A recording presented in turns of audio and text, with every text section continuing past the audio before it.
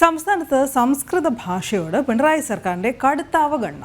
സംസ്കൃതം special officer നിയമനം നടത്താതെ പൊതുവിദ്യാഭ്യാസ വകുപ്പ് 2022 വിരമിച്ച ഉദ്യോഗസ്ഥന് പകരം നിയമനം നടത്താതായതോടെ പല പദ്ധതികളുടെയും നിലനിൽപ്പ് തന്നെ ആശങ്കയിലായി.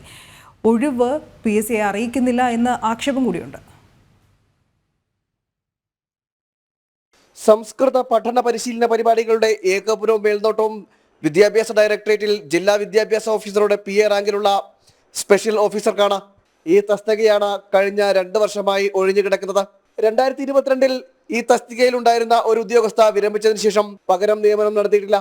സ്പെഷ്യൽ ഓഫീസർ തസ്തിക ഒഴിഞ്ഞു കിടക്കുന്നതോടെ നിരവധി പദ്ധതികളാണ് പ്രതിസന്ധിയിലായത്. സംസ്കൃത വിദ്യാർത്ഥികൾക്ക് നൽകി വരുന്ന സ്കോളർഷിപ്പിന് മുന്നോടിയായി നടത്തുന്ന പരീക്ഷയുടെ നടത്തിപ്പ് പോലും യഥാർത്ഥത്തിൽ ആശങ്കയിലാണ്. അതേപോലെ സംസ്കൃത വിദ്യാർത്ഥികൾക്കും അധ്യാപകർക്കും വേണ്ടിയിട്ട് നടത്തിവരുന്ന ശില്പശാലകൾ ഏതാണ്ട് നിലച്ച മട്ടാണ്. സംസ്കൃതത്തിൻ്റെ പ്രോത്സാഹനത്തിന് വേണ്ടി സംഘടിപ്പിക്കുന്ന സെമിനാർ ഏതാണ്ട് നിലച്ച മട്ടാണ്. അപ്പോൾ ഈ തരത്തിൽ സംസ്കൃതത്തിൻ്റെ പ്രൊമോഷന് വേണ്ടിയിട്ട് ആവിഷ്കരിച്ചിട്ടുള്ള സവിശേഷ പരിപാടികളൊക്കെ തന്നെ നിലച്ച മട്ടാണ്.